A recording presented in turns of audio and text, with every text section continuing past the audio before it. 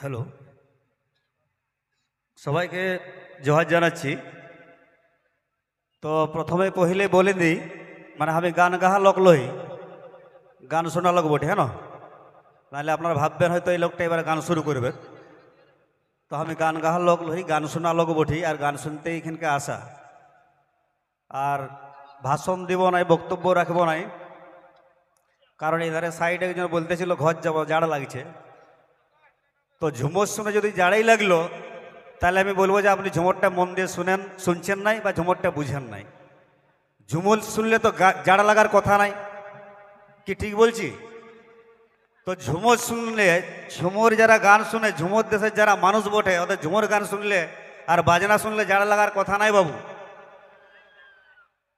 তো যাকে আজকে এই ভুরসান কি বটে এটা বীরেন ভাই, সংগ্রামী সংঘের ক্রীড়া প্রতিযোগিতার ঝুমর মেলা ঐতিহাসিকই তো বটে, কারণ এতগুলা শিল্পীকে এক জায়গায় জড়াইছেন, যারা মানে পরিতোষ মাহাতো আছে, মলয় মাহাতো, লক্ষ্মীকান্ত মাহাতো, মুরারি মাহাতো, সমীর মাহাতো, বাদ পড়া নাই থেকেও নাই পড়ে, এই ধারে বাদ পড়া নাই। আচ্ছা, এই ধারে আছে অঞ্জলি মাহাতো, অনিমা মাহাতো, ছবিরানী মাহাতো, ভবানী মাহাতো, তপতি মাহাতো, পম্পা মাহাতো, ঝুমুর রানী। মানে এতগুলা শিল্পীকে যে জড়াইছে যারা, এই লোকেশ ভাই সহ যারা কমিটির লোক আছো, ওরাকে তো আরো ডবল ডবল জোহার, বেজায় বেজায় অভিনন্দন তাদের এই মহতি উদ্যোগকে। কারণ আমরা দেখেছি এখন আমাদের আগে যেটা ছিল পরব টাঁড়ি, ওটা এখন হয়ে গেছে মেলা। তো আমি বলছি আমাদের পরব টাঁড়টাকে পরব টাঁড়েই রাখো, বেশি ডেভেলপ বা মডিফিকেশন করলে বিপদ রাখার জায়গা হবে নাই। তো আমরা চাইবো আমাদের সংস্কৃতি বাঁচে থাকুক এইরকম অনুষ্ঠানের মধ্য দিয়েই। কিছু কিছু লোক দিক দিশা ভুলে ওই কলকাতার দিকে বাজার ধারের অনেক শিল্পীকে আনেন। শিল্পীদের আমি বদনাম করব নাই, ওনারাও মহান শিল্পী, ওনাদের শিল্পী সত্তাকে সম্মান জানাই। কিন্তু মুশকিলটা হচ্ছে যে আমাদের যারা শিল্পী আছে, যারা রাত জাগে, সেই পহিলা সাঁঝলে খুকড়াটা করে দেয়, তারা কিন্তু তাদের পারিশ্রমিক বলুন, তাদের যোগ্য সম্মান বলুন, যোগ্য স্বীকৃতি বলুন, এইটা কিন্তু বঞ্চিত থাকে। সেটা কিন্তু আমরাই কিন্তু বঞ্চিত রাখি ওদেরকে, এটা কিন্তু খুব অন্যায়, এটা খেয়াল রাখতে হবে। আমাদের মানিকপাড়ায় ঘর, আমার মানিকপাড়া মেলায় দেখি, আমাদের প্রত্যেক বছর আমার যে মানিকপাড়া মেলায় একটা দিন ঝুমুর সঙ্গীত হইতো, একটা দিন একটা রাত আমরা রাখেছিলাম যে একটা রাত আমাদেরকে দিতে হবে, নাইলে মেলায় হবে নাই। শুরু করেছিলাম বিজয়দাকে দিয়ে বহু বছর আগে, তো তবে থেকে ওইখানে চালু হয়ে গেছে একটা দিন ঝুমুর থাকবে। তো যখন ঝুমুরের যখন আমরা পয়সা তো লাগে বাবু, শিল্পীরও তো ঘর সংসার আছে, ডেলি ডেলি কত রাত জাগবে।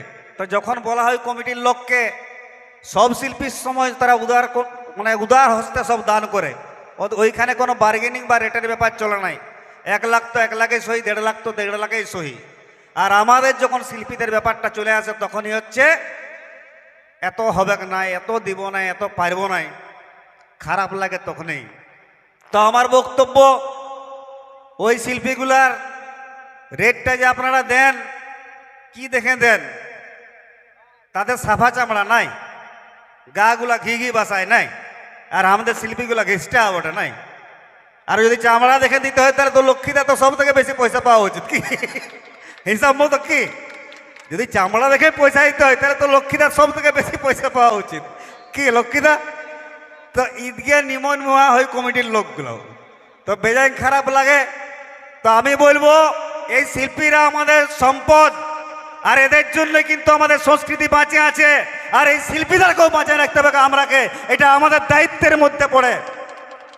এই শিল্পীরাকে বাঁচায় রাখতে হবে, এই শিল্পীরা যদি মরে যায়, আমার সংস্কৃতি ডুবে যাবে।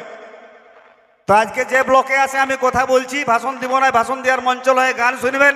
কিছু লোক গাল দিয়ে শুরু করে দিয়েছে, লোকটা মাইক ধরলে কখন বন্ধ করবে গান শুনবো, তাই বন্ধ করে নিচ্ছি, হ্যাঁ বন্ধ করে নিচ্ছি। তো আজকে এই জামবনি ব্লক, যে ব্লককে আমি এসেছি, ছুটুর সময় আমার ঝাড়গ্রাম ব্লকে ঘর, 10 নম্বর দুধকুন্ডি অঞ্চল। ছুটুর সময় এলে শুনতি এই ব্লকটার একটা আলাদা পরিচিতি আছে। কি পরিচিতি? 2টা দন্তেস্ব দিয়ে আমি ছোটবেলা থেকে ব্লকটাকে চিনতে শুরু করেছি। 2টা দন্তস্ব কি না, একটা হচ্ছে সংগ্রাম আর একটা হচ্ছে সংস্কৃতি। একটা হচ্ছে সংগ্রাম, এই জামবনির লোক সংগ্রাম করতে জানে, আর এই জামবনির লোক সংস্কৃতিটা ভালো করে বুঝে। সেটাই জামবনি ব্লকের পরিচয়, এখানকার মানুষের পরিচয়, এবং এই পরিচয়টা আজকে আরো বেশি করে উদ্ভাসিত হচ্ছে। আমি গর্বিত আজকে এখানে হাজির হতে পারছি। তো আমি চাইবো আগামী দিনেও আপনারা বাঁচায় রাখবেন। আর এই আমরা বড় গর্ব করতে পারবো, এই জামবনি ব্লক থেকে কিন্তু ঝুমুর সম্রাট বিজয় মাহাতোকে আমরা পাইছিলাম। ঠিক বলছি? তো আর বিশেষ কিছু বলবো নাই। আপন সংস্কৃতি আপন চিনহাপ, তো এটাকে বাঁচায় রাখবেন। ভাষণ বন্ধ করব। আর এই সংস্কৃতিকে যারা আগে নিয়ে আছে, ধারক এবং বাহক, যারা কাঁধে করে বহে নিয়েছে, সেই শিল্পীদেরকে কোটি কোটি নমন জোহার। আর পশ্চাৎ যারা রয়েছে, সুভাষ বন্ধু আমার ভাই ভাই বন্ধু, ও তো ডেলি ডেলি লাগায় আমার কথাটুকু হলেও বলবি। অমিত ভাই বসে আছে, ভাস্কর বসে আছে, এরা কিন্তু গানটা লেখে, এরা অন্তরালে গানটা লেখে, শিল্পীটা সৃষ্টি করে সেটাকে প্রকাশ্যে আনে শিল্পীরা। তাহলে এই অমিত ভাই কেমনে উঠলো আকাল ঝড়, কিরে হদকে গেল লালগড়, মাথা উঁচালে জেলখানা, কেমনে বাঁচাবো ছানাপোনা, জেলখানে আলি, ইয়ার গানটাই আমরা গাইতে চলে। এই অমিত ভাইরা আছে, সুভাষ আছে, আরো অনেকে আছে যারা সঙ্গীতকার শিল্পী, এদের জন্য জোহার, এদেরকেও জোহার জানাই, অভিনন্দন জানাই।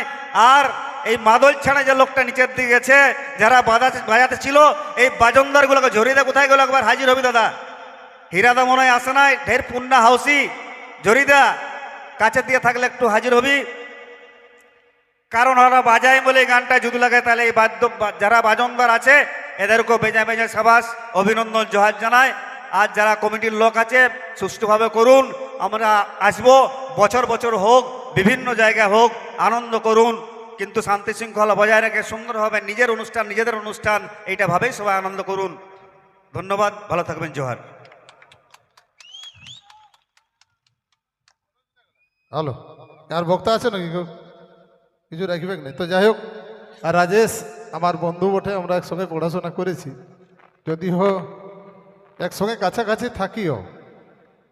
তা আমাদের কবিদের কথাটুকু বলেছে, আর যারা গান করে তাদের কথাটুকু বলেছে, আর বাজনদারের কথাও